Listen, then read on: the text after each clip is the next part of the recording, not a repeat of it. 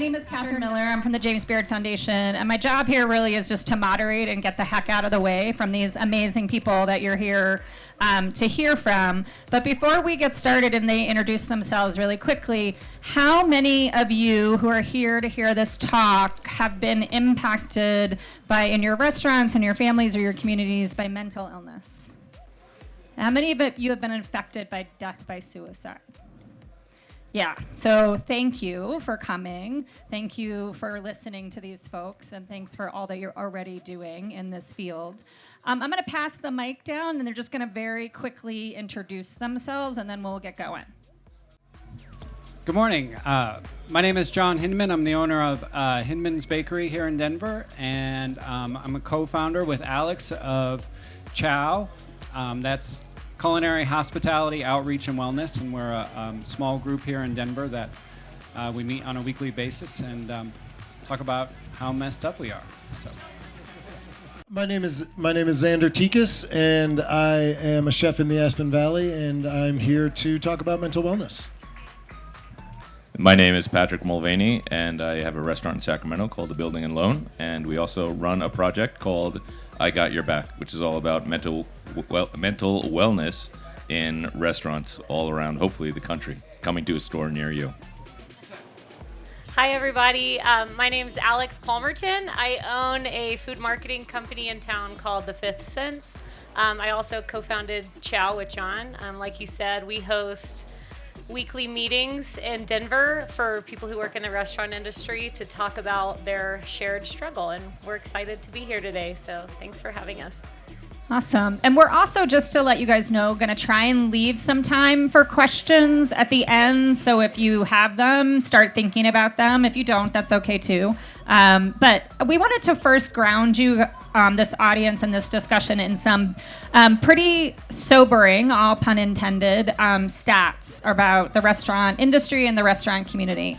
So you all know that we're an $800 billion, nearly $1 trillion economic industry.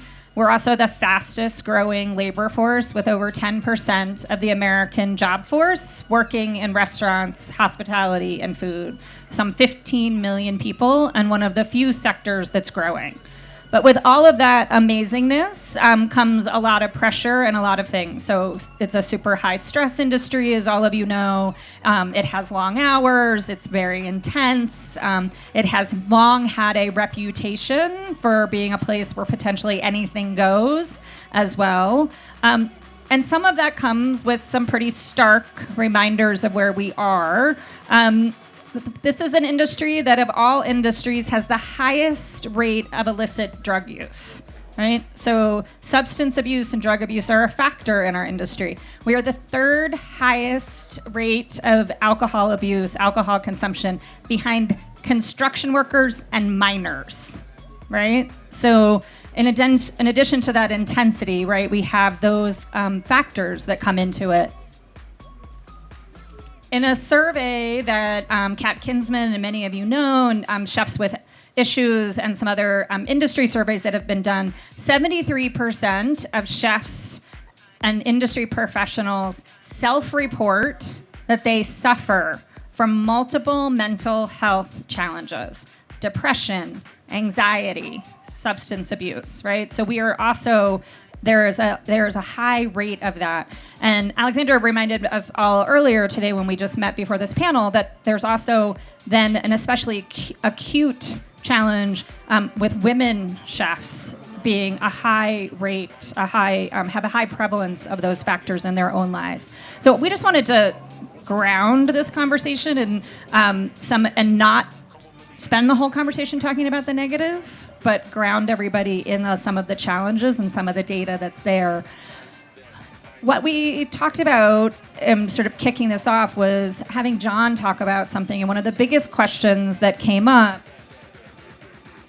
which is, how do we take care of our people and ourselves in this industry that has all of these challenges? And so, John, we asked John to kick this off with a little bit of a personal anecdote and story. So, John? Hi, everyone.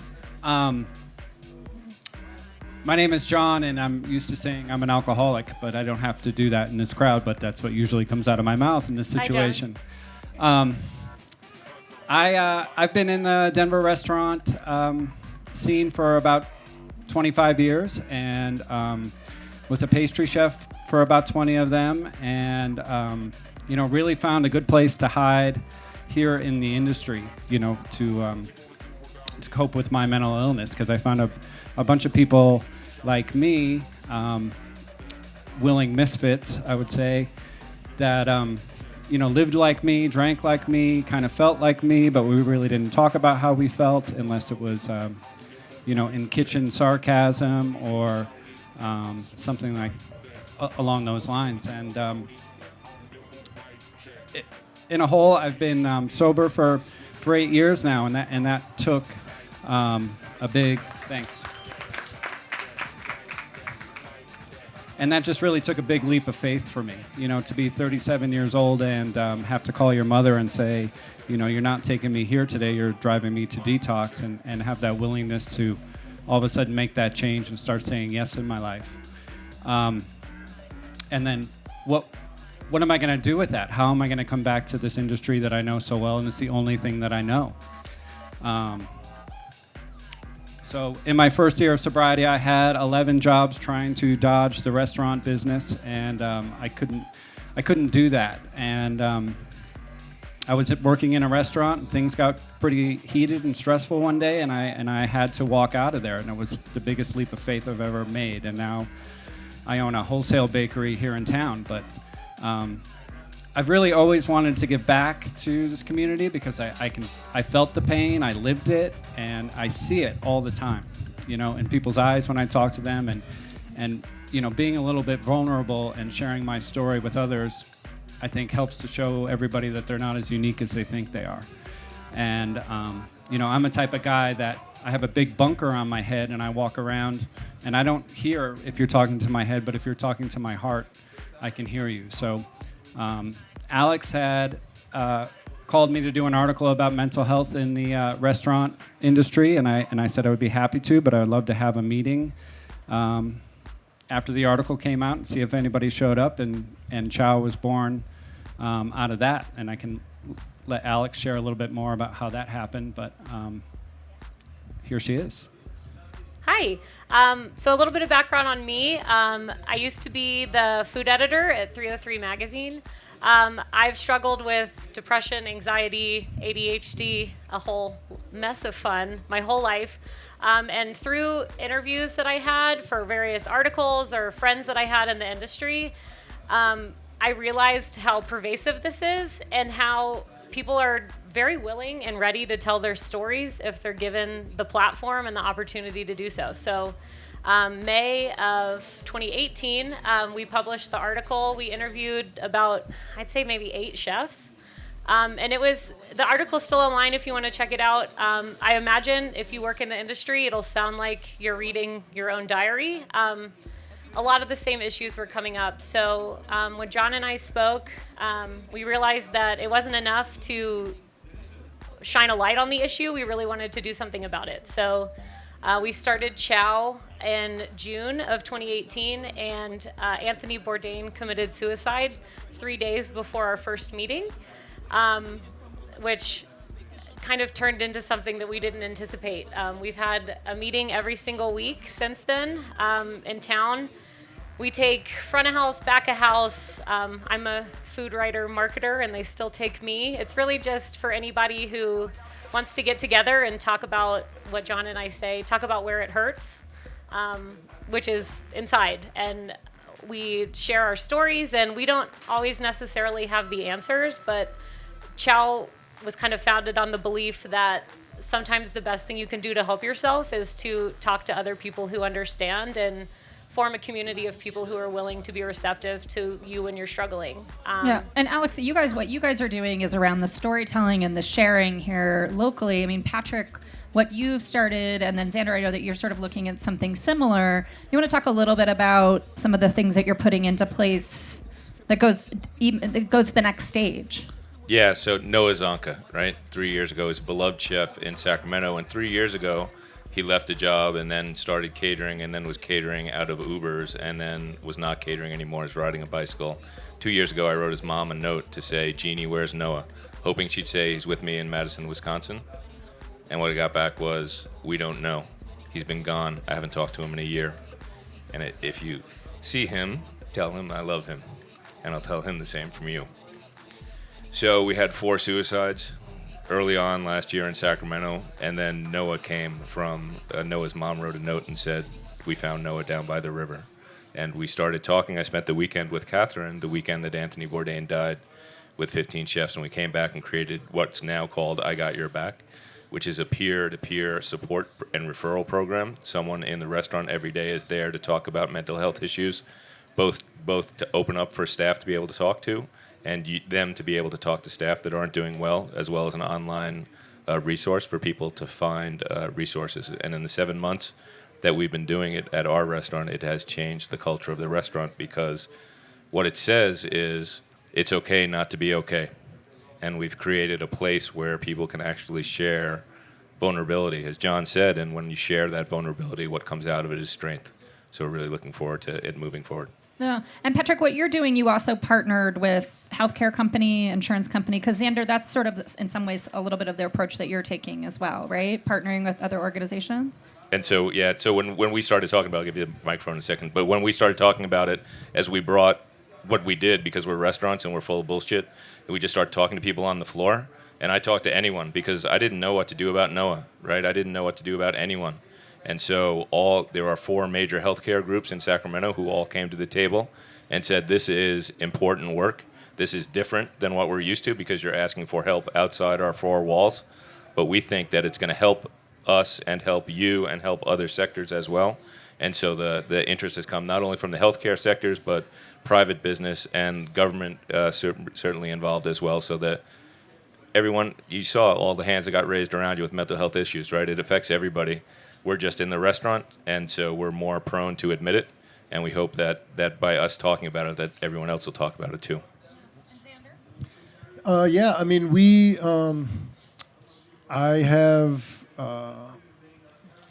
do daily suffer from, all these things, depression, anxiety.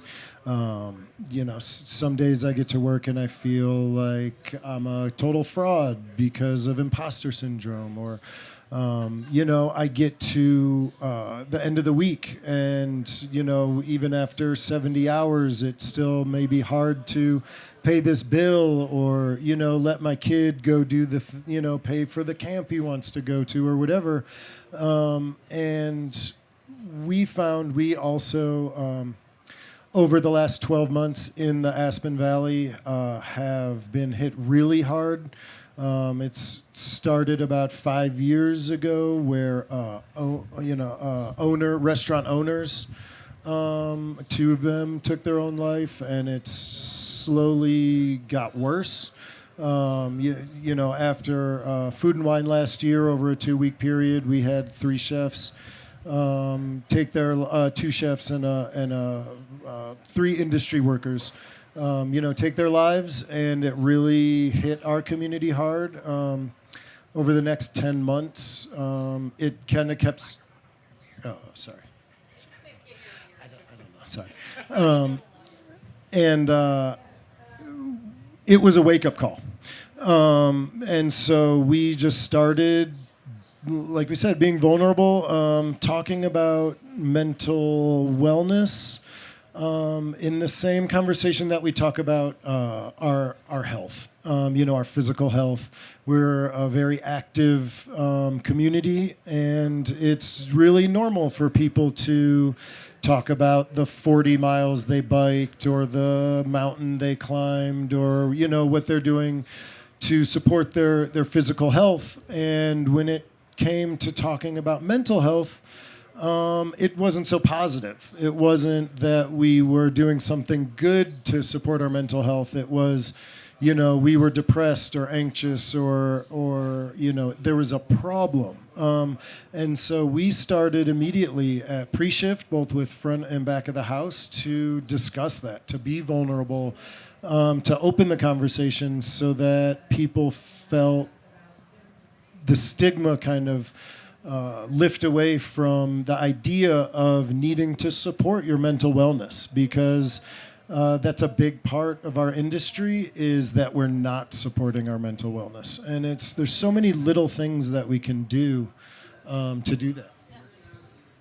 And I want to get to that because in our pre-meeting, you guys pushed pretty hard on this idea that I brought up this point. I said, if we all still used to think of chefs as like the rock stars, right? And a reality is that the chefs and restaurants aren't necessarily resourced financially like rock stars. And you guys all pushed pretty hard that we have existing resources, existing things in our network that can help us do this. In addition to elevating it and making it visible and reducing the stigma, that there are things out there in place already.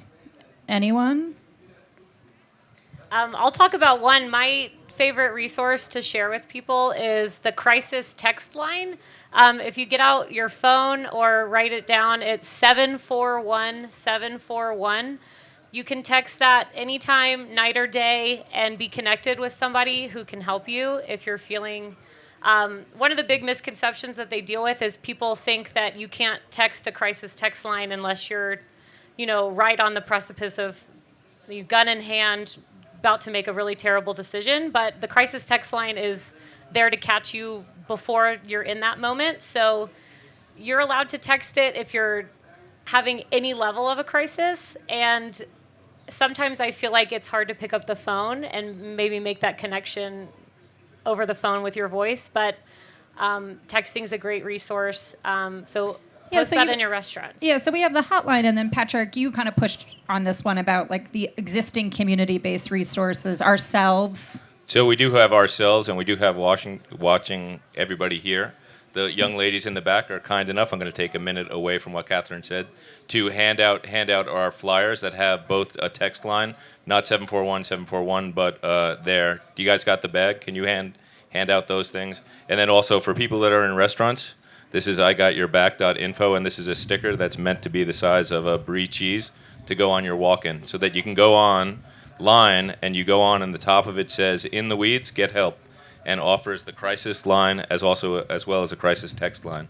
But then we as chefs, as Katherine and the James Beard Foundation have said, have a really powerful voice, and we become a place where we can push out. And so while we aren't rock stars, right, we don't have big buses and lots of money to push behind, we do have a bully pulpit, right? And that's kind of why we're enlisting you guys here today to ask for help. And we also have we are trusted, right? Because you come into our houses and we feed you, which is a pretty sacred thing. And so what's happened here is, for the first time, instead of talking about hospitality as being directed outward, what we've been saying is, hey, some of us are having a tough time, and we need to face that hospitality inward. And what we found, Katherine, is that the community, the people who are our supporters and our fans, have really stepped up in powerful ways to help us. Sorry, we were having a little side conversation, which is so rude, Patrick. But I wanted to check on something with John before I asked this question that I had not prepared to ask. But each of them, when we were talking earlier, you all also talked about, we have these resources, we can elevate these stories, we can do this. But the other people that we need to pay attention to are the next tier out, the people the families that are impacted by this, the other communities, the other people in the kitchen who might not be themselves in crisis, but might be deeply affected by something, whether it's the prevalent, whether it's the alcohol abuse and not being able to talk about being sober, whether it's death by suicide, not being able to talk about that. And so I had put John a little on the spot to talk about in your own journey and the journey of your community, because that felt like a very important point for you earlier, was we don't think about the families, or we don't talk about that necessarily. My mom is here, and I'm sorry, Mom, but I'll tell this quick little story, and it's going to be funny, but it's kind of heartbreaking to me. And it was, I got myself in quite a bit of trouble, and I was looking at a few years in jail, and we had to go to sentencing for me, and it was Good Friday. And it was up in Boulder County, and they said, "Oh, we'll give you a week to get your affairs in order," and affairs, because I had so much going on in my life at that time, and so we thought we'd be able to spend Easter together, and then I would go to jail, and they took me away on that day on Good Friday, and my poor mother was in the courtroom, and the only thing she could do was jump up and yell, "Who's going to make the lemon meringue pie?" And that's pretty heartbreaking to me. It can sound funny, but it's terrible. I mean, my mother, who didn't have a speeding ticket until she was 60, I don't think. I drug her through every single pit of the Denver court system, and she showed up every time. And she gave me a home and a couch to sleep on and a room and let me get my head back together, But the people that we affect on the outside and the restaurant business as a whole, I probably missed her, I don't remember, 50th or 60th birthday party, and because I was working to feed somebody else. I missed holidays and Easters and all sorts of things so other people can have a great time. I was never thinking about myself or the person sitting next to me or the people on the outside who loved me and wanted me to be a part of the family at some point or another. So my abuse and my commitment to the restaurant business, superseded what really matters to me in my life. So I'm trying to make a conscious effort to not be like that anymore, and it's honestly been really tough owning a business now and gunning down that path, but I do make much better attempts today to show up and be the John that I'm supposed to be, on a regular basis. But you wouldn't be able to do that, and others would not be able to do that without, again, some of the tools that you guys have all put into place to help grapple with that, whether it's the weekly community meetings, whether it's new programs like I've Got Your Back. Are there things that you wish we had in our arsenal, in our toolbox, things that we need as a community to even go further in this? They all stare at me. Yeah, we need to have empathy, right? It's hard to slow down. And my wife's walking away because she knows I'm a screamer. But I have a temper in the kitchen sometimes, and maybe not as much anymore. Good, she's out of earshot now, so I never have a temper anymore. But it was hard, right? The hardest piece for us is that instead of you are not doing well in the job, and that's what I'm concentrating on, to turn that to you're not doing well. How come? And how can we make it so that you're better? Because if you're better, then your performance will be better, and the restaurant will be better. And it's that sense of empathy. I think that's really important at the ground. I think empathy is a great point, and I think it's all those things we're taught not to talk about growing up. I've been watching that Brene Brown special on Netflix, and she talks about bravery. And you can't have bravery without vulnerability, but we're growing up to show up and be brave and push our way through things. And on the flip side of that, never show how vulnerable you are when you're doing that. But if you don't show your vulnerability first, you won't have that courage and that bravery to do the next thing you have to do. I think I'd like to see more people sharing how they kind of de-stress at the end of a shift. In chow meetings, we hear a lot of people talk about the difficulty of leaving a very high-stress shift at 2 a.m., 1 a.m., and not having anywhere to go other than a bar.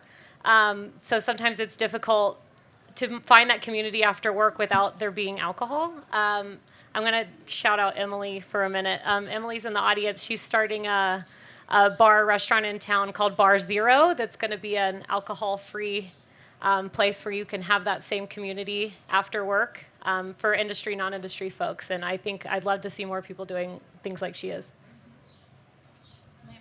Any? Yeah, I mean, we have very similar problems or a very similar issue in the Valley where, we get off work and there's nothing else to do but really go to a bar. And the way for people to de-stress or to talk about their problems is through drugs and alcohol. And we found that slowly the companionship of the family or the people that you're working with or the people that you rely on to talk to, it slowly transfers from that human connection to just drowning yourself in that drug or alcohol and really using that as your escape or your way to deal with your issues. And so like we said, I found that being vulnerable with my staff and letting them know that we're all kind of together and dealing with similar different problems really helps to open that door for people to talk more. We've also found really simple things like scheduling 2 weeks out so that somebody can have a relationship outside of the restaurant, make plans with friends or family, Oh, yeah. And that's something that's free and it's pretty easy. You don't need to, as amazing as some of the alcohol-free bars and places to go to, and that growth in the industry is great, but there's a lot of little things that we can do to support ourselves and support our staff to live a healthier, more enriched life that really don't cost much of anything besides a little time or a little forethought or just a little respect into people's lives outside of our restaurant, so they can find support, in other things than drugs or alcohol, or forgetting about their problems because they can focus on prep and service for 6 hours, and that's a way to forget about, whatever they're dealing with. It can work, but it's not really healing. It's just kind of pushing the problem to the side,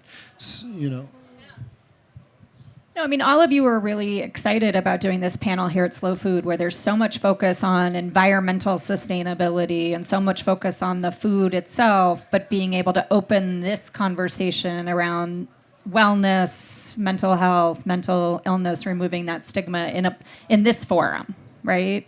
Are there other, forums or communities that you could wish you could break into with this story for chefs? Like, somebody mentioned culinary schools earlier. So that's actually something that we are looking into. We're hoping to use a lot of the nonprofits in place, and then awesome new programs like I Got Your Back, to get data on how we can support our community from the beginning, really. Conversations like this are very important. Wellness fairs and ways to support our people that are in the industry right now are super important. I think if we can also include the new generation of chefs, and if we can get curriculum in place so that we can teach our new chefs not only how the proper way to hold a knife or the proper way to make a stock, but also how to schedule your staff so that they can have a life, how to create a culture in your kitchen so that when you hire somebody, you tell them, I have an open door policy, you can come talk to me anytime, but you remind them weekly or every other week that, hey, that door is still open. We're still here for you. And sometimes it's really hard to keep that in mind or to make that paramount when you have 200 on the books or you're in the middle of service and it's crazy and you just want to rip your hair out or you don't know, how to deal with stuff. And if we can support that mental health and keep the mental wellness in the forefront of our minds from the beginning, and we can change the culture of our industry, with the next generation. I feel like that could have a huge impact on the way that we operate as an industry, and that really includes farmers to, from the beginning, from the people growing our food all the way to the people, back servers, dishwashers, anybody in the industry. The entire community. So, yeah, in terms of pulling out your hair, I'm behind Zander and ahead of John, but it's Which But is why he's wearing a hat. Yeah. This is you're welcome to my first season with a sunburned top of my head. I'm getting old. But the idea that we have that piece that we can begin young is true. And Catherine, I don't know if I've talked to you about this, but the California Restaurant Association and the Colorado Restaurant Association, as part of their foundations, have a thing called Pro Start, where they teach high school kids workforce development and how to enter into the industry. And both those states are working on integrating mental health into the curriculum for those high school students as they come forward. And then we have a discussion next week with the National Restaurant Association Foundation about how to move that nationwide. So some of that stuff is actually going forward. That's awesome. Have you guys started thinking about questions? Do you have any questions? Or I'm going to keep asking questions if you guys, but I want the opportunity. Back there, Phil, I'm going to come to you. And then the other thing that I've been thinking about, Catherine, is that this, like in hospitality, we always focus on the outside, right? And this is really the first time where we started to say, instead of, is your drink cold? How do you like the pita, right? How is everything? But this is the first time we're starting to say, what about us, right? Am I okay? Let's turn my sense of welcome and hospitality that we offer in the restaurant back on ourselves. Yes, Phil.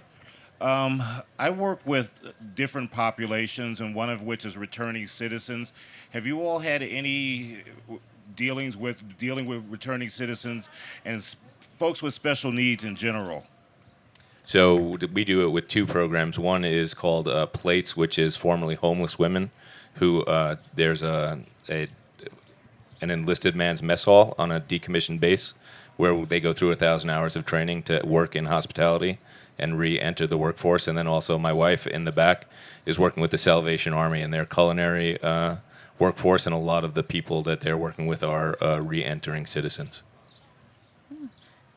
Other questions? Anyone? Oh, over there. And we also, Phil, we've spent in I Got Your Back, a big emphasis for us is not only is it our restaurant, a white tablecloth restaurant, but that it expands to everybody. And so when our program is ready, the California Restaurant Association has a database of every hospitality worker in the state of California. And so we will be reaching everyone from 5-star hotels to bodegas and coffee shops on the corner. And that'll include everyone. Inclusion's important. Hi, friends up there. Good to see you guys. Thanks for being here. So I've been curious about what is this? Can you hear me? This fine line between opening up more vulnerability in your team and putting some more systems in place for your managers and staff to talk about mental health on the floor and in your four walls, but not put too much responsibility on them and put more of a burden and another kind of thing to weigh on them in the restaurant. Curious your thoughts on that fine line and if you've had any experience with that. So sometimes we get my lawyer or my insurance company doesn't allow me to do that and be concerned about it.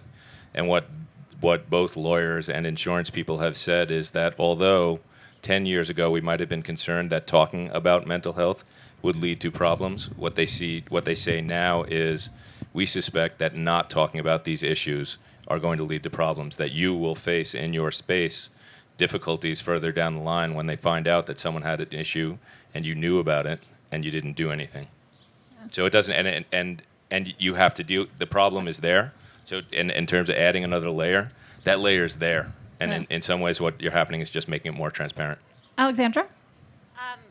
I think another way, if management feels like they have a lot on their plate, as they always do, finding someone else who works in the restaurant who you think would be a good ally.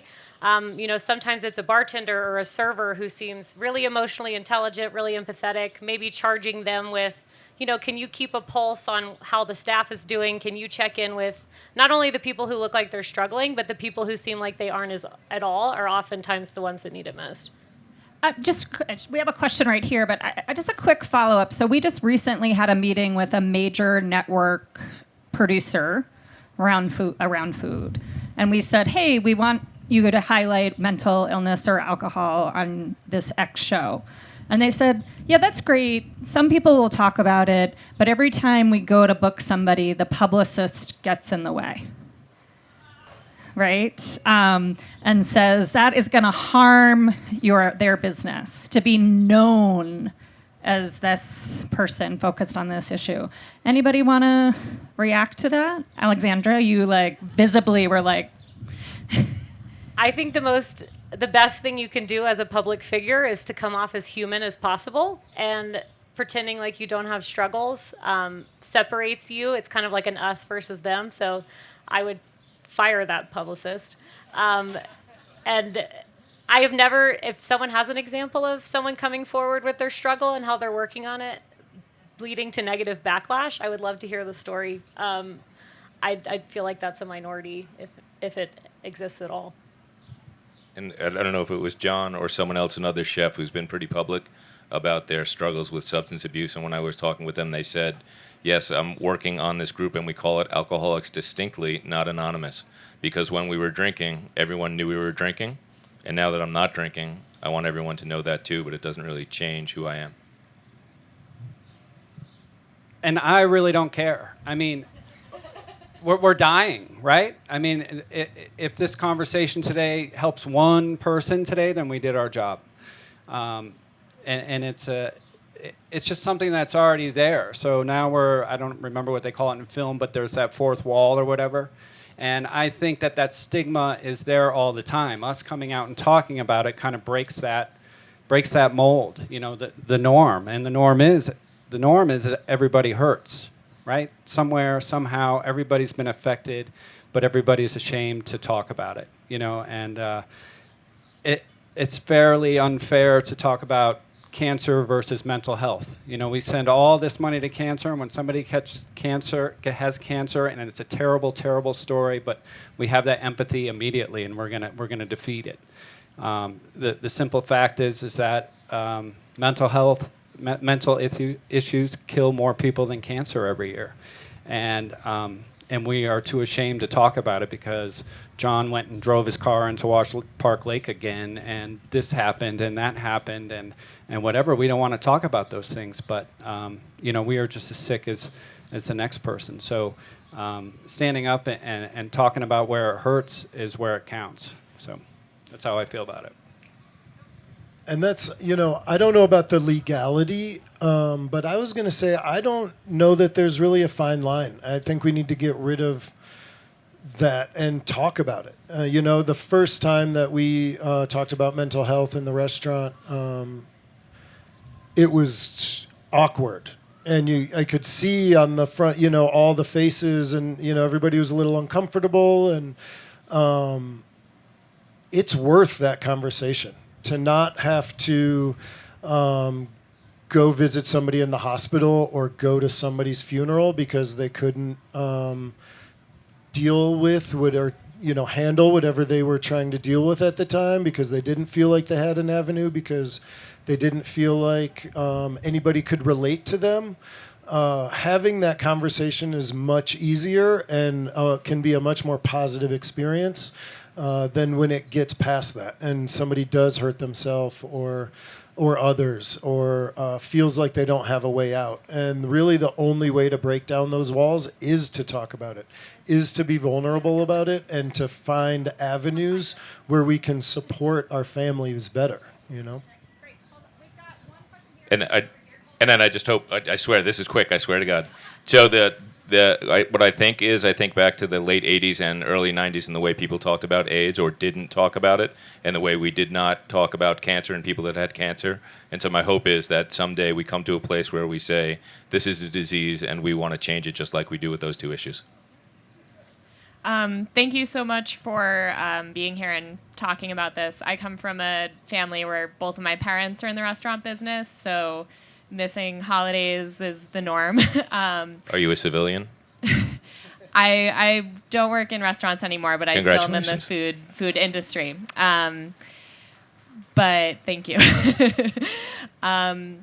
But the question that I have, which I am curious to hear your comments on, is, do you think that there's something just systemic in the way that the hospitality industry works that makes it, particularly challenging? Because I know from, being on that side of the table, you feel like you have to censor all of your emotions in order to present this like happy facade to the customers, and that's what people come in expecting. So, maybe it's just through having more public figures come out as struggling with mental illness, but like, the long hours, the way you have to present, like, is there's something that we could rethink about the way that the industry works? I'm curious to hear your thoughts on that. A year ago, I thought we were different, but what I think today is that with the stories that come from people from other sectors talking to me in the restaurant, I think that we're not that much different, but there are things we can do to make it better. Awesome. Hello, my name is Candace, and it's hard, but my husband's been in the hospitality industry for 35 years. Came from Mexico, started in California, worked in Aspen. We've been married 32 years. For 25 of our years together, he had undiagnosed bipolar. It was a heck of a time. Finally, he's got medication. So there's a struggle here that I keep questioning. For number one is he probably wouldn't bought the medicine if it wasn't for my insurance. That's the first problem. And the second problem is, what is my role to help him in hospitality? Should I talk to his boss? I'm picking up all the flyers to give it to his boss. But he hesitates to give it. So I'm like, maybe I'll just mail it to him. I don't know. Any ideas? If you want to give us the contact information for the restaurant, I'm happy to anonymously share it on your behalf. I think you'd probably be better at addressing the insurance aspect because you've done a little bit more work in that than I have. So you can go, once again, a shameless plug, go to igotyourback.info, set up all for restaurants. There's a pantry with resources, a recipe book, which shows you what we're doing, and then the third part of the page is reservations. And you can go to the reservation book and enter your name and tell them what you're looking for, and then our group can get back to you with more information and resources, because there is a lot out there. And that's unfortunately, even a lot of times when we do have insurance, we don't know how to use it, or we don't have the time to use it, or we don't feel like we're worthy to do it. And that's just another part of that stigma, is feeling worthy ourselves and supporting ourselves and knowing that our own self-care is just as important as the dishes we're putting out every night or anything else that we do. That, supporting ourselves is a very important way that we can lead by example. It's really unfortunate. Sometimes that ownership does see the bottom line before they put their employees, ahead of that. One thing that we found that we do at our restaurant is to give our back of the house staff a 2% kitchen appreciation, and that does kind of help the wage gap between front and back of the house, but even just to allow our staff to work one less shift or to, one less double or whatever, just to be able to spend that time with their family or to support themselves however they can positively, not just being there feeling like they're wasting away just to make money that they're, can barely get to their next check or, whatever. So I feel like there's a lot, there's a multitude of ways that we can help each other, and really, especially in Colorado or in California, places where we do have a lot of our industry is from out of state or even out of country, to keep that in mind and to keep in mind that, the problems we may be struggling with can be tenfold when this isn't your first language or you're worried about a multitude of... When you've got a lot of other concerns, right? In this industry, Yeah. right? Yeah. We've got maybe two more questions, I think, out here, and then we'll come up and wrap up. But Hi, my name's Victoria. I am a young cook and started cooking in restaurants a few years ago and have received so much harassment from men as a female cook. And I am out of kitchens now because it has been so unhealthy for me to be in that environment. And discovered Brené Brown a few years ago also, but really started delving into her work a couple years ago. And my question is, how have you formed boundaries around being vulnerable in those environments when people aren't so receptive around it? Well, we have zero tolerance at our restaurant. We have we have all sorts of different gender identities that we have in our restaurant, and we have a zero tolerance for, I get like locker room talk or discriminating or making somebody feel bad about themselves for anything out of their control, really. Alexandra, did you want to hop in here? First of all, I'm really sorry that that's gotten you out of kitchens. We need more women in kitchens, so that breaks my heart to hear. Unfortunately, I don't think necessarily if you're in a kitchen where that environment is happening, you might not always have the power to change it. I would encourage you, and if you want to come up and talk to me after, there are so many wonderful, not only women-led kitchens, but male ally-led kitchens. And I think it's just talking to people and finding those places and getting plugged into a more supportive workplace. And I'm hoping eventually workplaces that are perpetuating that kind of harassment are not going to be able to sustain by treating their workforce that way. But please get back in the kitchen because we need more female chefs. Yeah, Patrick? Kitchens are cool, right? Yeah, so I would voice that again. Cooking is noble. Cooking is worthwhile. It's a great way to spend a life, at least as far as I've gotten. And right now we have a one-word answer to that: inappropriate. Everyone in our restaurant knows that when something happens, you raise your hand and say inappropriate, and people around watching the action say it's inappropriate, and it's the group that brings together to create that zero tolerance. Yeah, but Patrick and Alexandra, maybe, and John, too, the three questions in the context of mental illness and dealing with these pieces go to speak to something we were talking about way earlier this morning about the professionalization of this industry, right? So our ability to be safe and vulnerable, our ability to be safe, right? Our well-resourced financially, all of those things. I mean, do you see these as interconnected issues, siloed issues? Like, how do you approach this even in your own thinking? I see them clearly as interconnected, right? Partly because that's just the way I look at everything. It was a softball. Like you said, how do you pull the string apart? But here's what I think, Catherine. I think that the responsibility for professionalism comes from us, right? When I started in 1985, this was not my parents' first choice of career, right? To be a cook.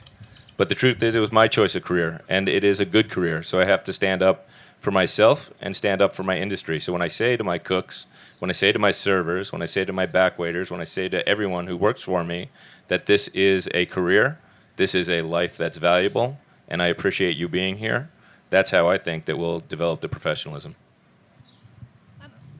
Well, and that's that's part of what we're trying to start from, from the ground, is get the people interested in joining our profession to already have that as part of their thought process. That it's not go to work and do drugs and be discriminate towards people and it's remove that ego and how can we support ourselves to live a better, healthier life while we are in this amazing industry that we love to be in, Oh, I think that the industry is really starting to flip. When I got into it, it was a great place to hide out and still have some pride in what you were putting out every night, but you could hide out and do what you wanted to do and go out all night and come back. And that has really taken a shift, and I think it's the next generation below us, the incoming culinary schools that we didn't have when I started. I mean, we were just called a chef down the street to ask how to make a béarnaise sauce, and he would teach us, and that's how we learned, you know. And I learned a lot of, it was never a life goal for me to be in a kitchen, but I found myself there.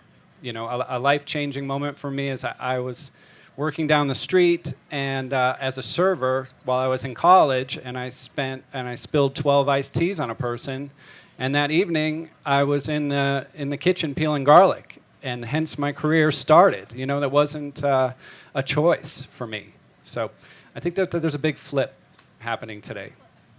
Hi, it's Phil over here at Obstructive View. This is probably more statement than question, but has there... You promised it was a... Okay, I'll make it a question. I'm from the old school, and so a lot of things that are now being labeled as mental illness, emotional illness, and things like this used to just be badges of honor and courage for us in the kitchen. Is there any value in not necessarily throwing out the baby with the bathwater? I'm old school, so all my experiences to be thrown away without really examining. Maybe we were brought into this system in a way that it was inappropriate. Drugs and alcohol were a part of it, but the real pride for us was the fact that we could do it and get up and come back and still put out a good product. You know, how do we address that? You know, how do we address the initial culture?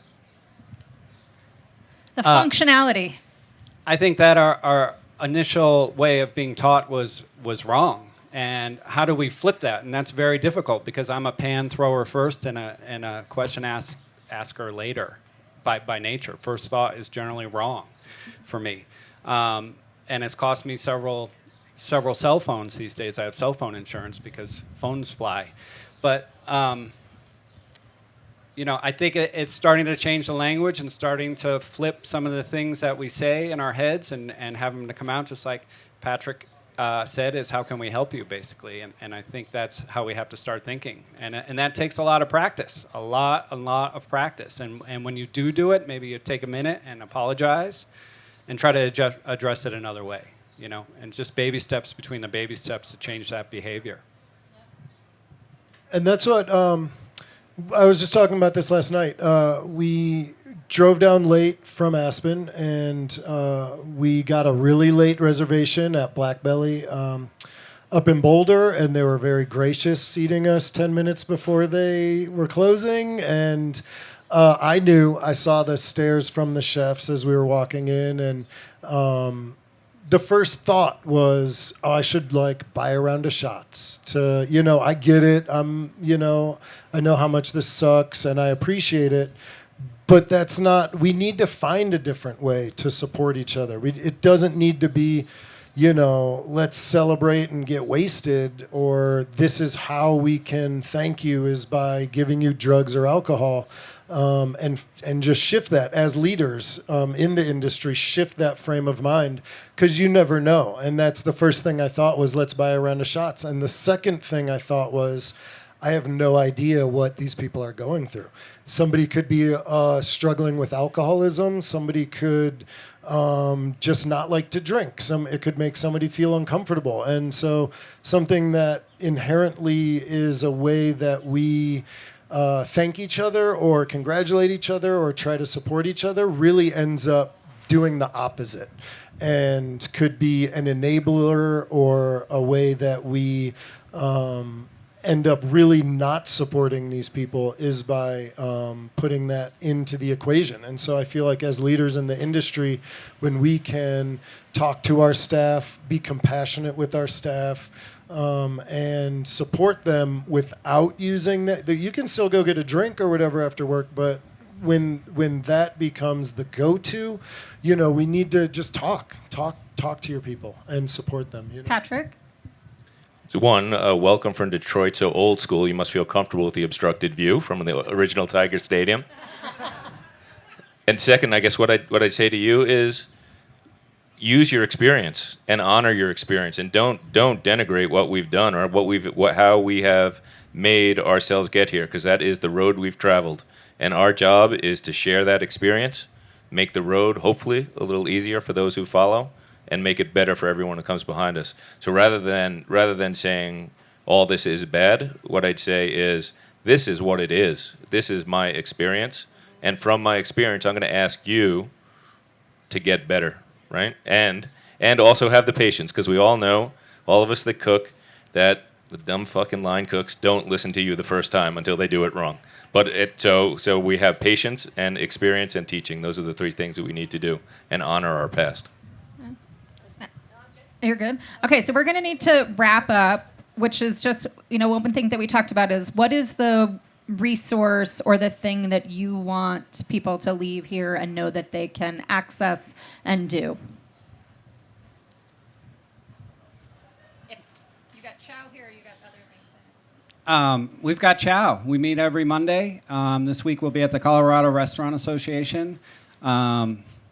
If I could take just a quick second and read our mission statement, because I think it's great. We also are going to have a chow meeting tomorrow morning at the Allegro. Is it here?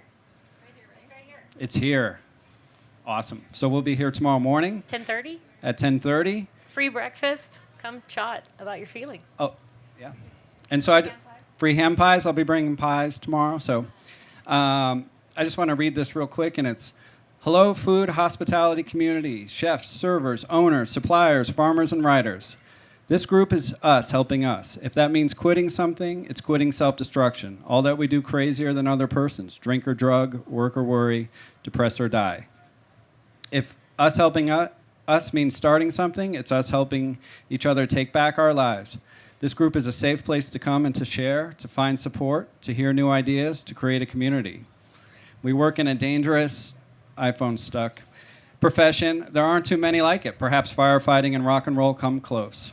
It can suck out every ounce of your soul. We generally don't do neutral. It's either full throttle forward or full throttle reverse. Our lists are less to do than just to do. Sure, we cook great meals or make contented tables, but it's often mere more, now. This group can help each of us slow that down, take a pause, and reconsider what matters. Come join us. And I want to just go next because I got two resources. The first one is my wife, Bobbin, back there, who's my partner. Bobbin, raise your hand. So please give her a big hand because she's really the one. Bobbin was brilliant when we started by saying, this is really cool and important, and we need to make it a daily topic of conversation in the restaurant. And we have, so she's become a driving force for that. And then one last time, look at me, Mulvaney's, we do weddings, funerals, bar mitzvahs. So here's my marketing for IGotYourBack.com. And it's not IGotYourBack.com, which is why they don't let me do this. IGotYourBack.info, right? And so please, but check it out on time. My wife's in the back yelling at me, shaking her head, right? See, Phil, she still married me, though. But in that place, there's two things, right? There's going to be resources, and there's going to be the opening of a door. Because when we started a year and a half ago and didn't know anything about how this worked, we started to see who our friends were and who those people are. And while that website resource is not perfect, it is a beginning step for you guys to start to see how you can make everything better. Awesome. Xander, any intellect? The text line, 741-741, is a great resource. Like Alexandra was saying, if you don't feel like talking to somebody, but you still need to vent or whatever, they have a great staff there. And then there's a really great breathing app that I use when I start to feel anxious or louder.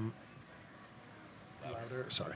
There's a really great breathing app just to kind of help center me when I'm feeling anxious or depressed or having a hard time, and just really talking about it. And I find that when I'm having a hard time with something or holding it in, as soon as I talk about it with one of my cooks or one of my chefs or one of my support group, that and making it real really helps me to kind of move through it and get past, these feelings. Yeah, no, that's great. And Alex, nothing? Come tomorrow at 10:30. Come tomorrow at 10:30 for those of you are here. These hand pies are delicious. We'll bribe you with food. But first, give these folks a round of applause. And then I think, in general, the basic takeaways are that please share your story, make yourself vulnerable, give your staffs and your teams permission to share their stories. And then when you get to these points, there are a myriad of resources that are available. You can find them through Patrick, you can find them through Chow, you can find them with the James Beard Foundation. And thank you very much for being here this afternoon.